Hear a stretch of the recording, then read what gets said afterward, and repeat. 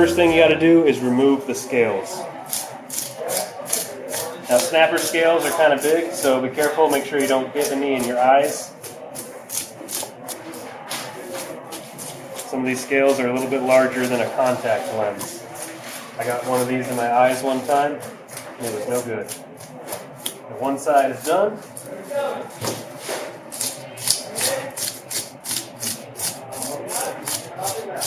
You will make a mess in your kitchen if you do this.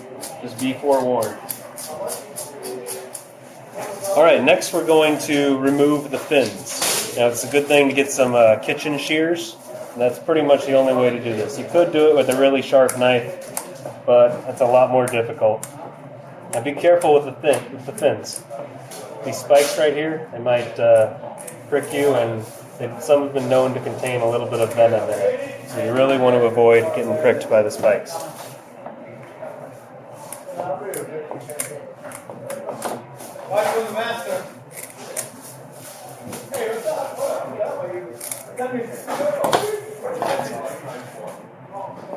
Alright, next step, you're going to remove the head. Now not everybody removes the head first, but this is the way I like to do it. So once you get in there, you're going to hit the spine, and you're not going to be able to cut through it. So I like to do what I call the karate chop.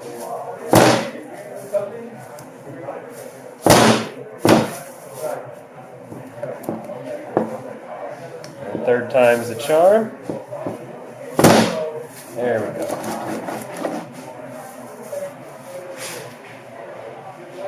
You're going to want to clean off your work area so you don't get any scales falling into the meat of your fillet.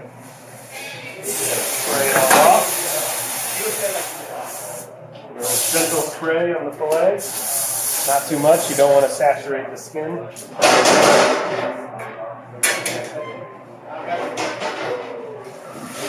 Alright. Now we're ready to start filleting. Alright, now I always start with the top portion of the fish whenever I start filleting. I'm going to go up just above the spine. And the key is you're going to want to cut as close to the spine as possible so you don't lose any meat. You're going to lose a little bit, it's going to be inevitable. But you want to go as close as possible.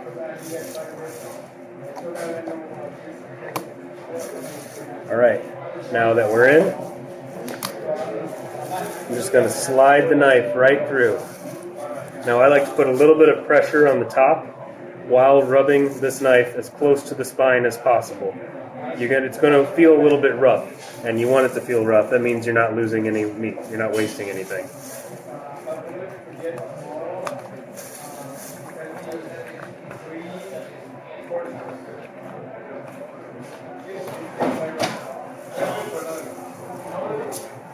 There we go. There's one fillet down.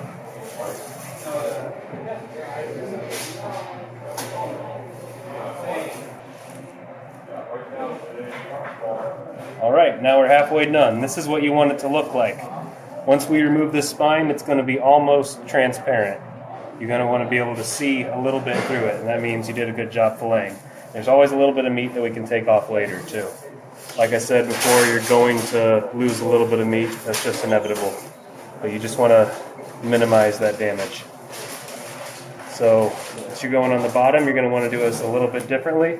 You're going to be pulling the knife up against the spine instead of down, because we're going a different direction now.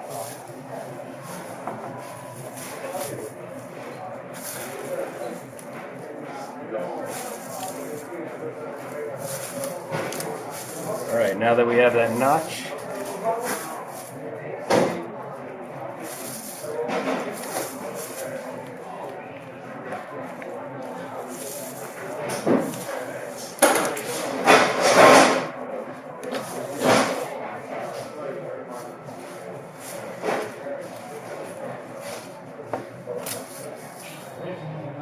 alright.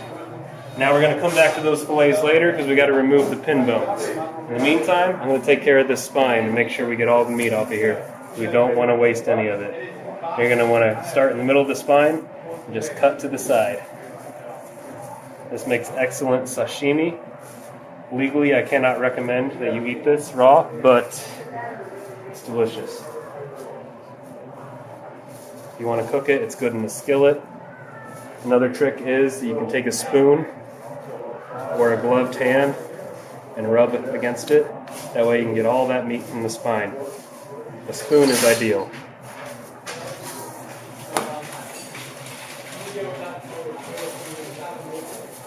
Alright, now we're going to save this and this beautiful head to make a nice fish stock later. There's no reason to waste any part of your fish. Alright, now we're going to remove the bones, because there are some pin bones in here, and you just don't want to deal with that. That would ruin anybody's dining experience. So I like to cut right down the middle, right down the center of the spine. If you ever notice your fish fillets might be a little bit triangular shaped, this is the reason why. Because there's too much bone right in the middle of these fish to salvage. You might need a bigger knife like this one. This is a really big fish.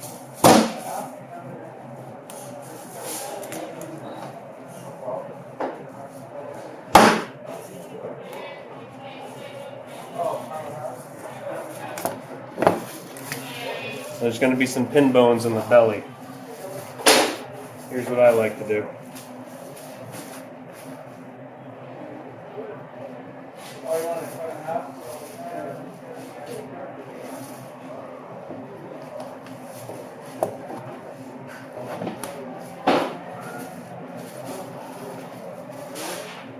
Now the ideal method of removing these pin bones is using a pair of needle nose pliers. I don't have any right now, so that's why I'm not doing that. So I'm just pulling them out with my fingers. But if you have a pair of pliers at home, that is the best way of doing this. Go on to the other one. This one should be easier, it's a little bit cleaner. I do the same thing here, cut right through the middle. This is such a big fish, I'm going to use a bigger knife.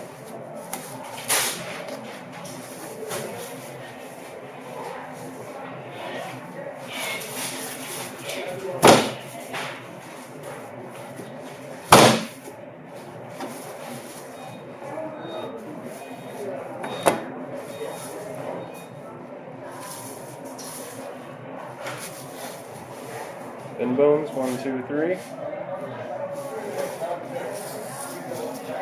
Alright, and sometimes there might be a little bit of bone right here at the top of your fish too, where the fins meet.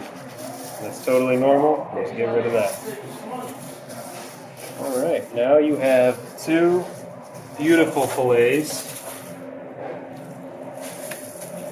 And they're easy to work with. You can grill them, bake it, put it in a skillet, do whatever you want. So I'm Duncan with Detwiler's Farm Market, and that's how you fillet a fish.